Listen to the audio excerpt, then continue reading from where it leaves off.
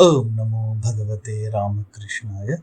Talks with Swami Vivekananda by Sri Sharat Chandra Chakravarty, one of the greatest householder disciples of Swami Vivekananda. Continuation of section 42, page number 381. Saying these words, Swamiji sat for a while pursuing some trend of thought. Then Swamiji resumed, real monasticism, Thik Sannyas, is not easy to attain. There is no order of life so rigorous, so hard, so difficult as this sannyasa, as this monasticism. If you stumble ever so little, you are hurled down a precipice and are smashed to pieces.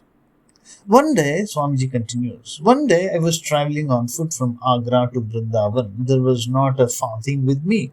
I was about a couple of miles from Vrindavan when I found a man smoking on the roadside, and I was seized with a desire to smoke. I said to the man, "Hello, will you let me have a puff at your chillum?"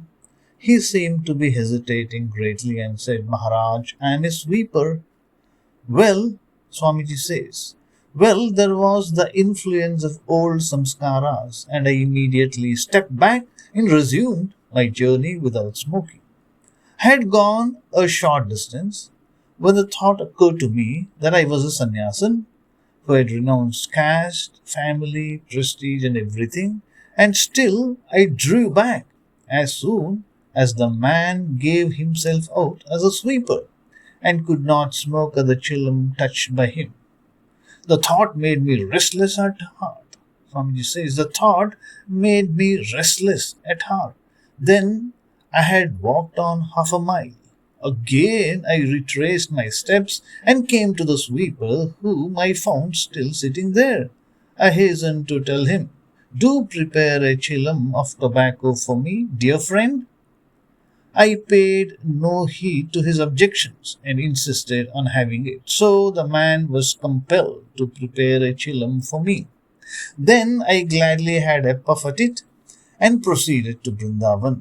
Swamiji says, when one has embraced the monastic life, sannyasa life, one has to test whether one has gone beyond the prestige of caste and birth, etc.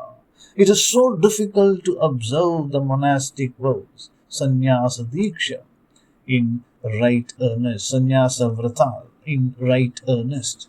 There must not be the slightest divergence between one's words and actions.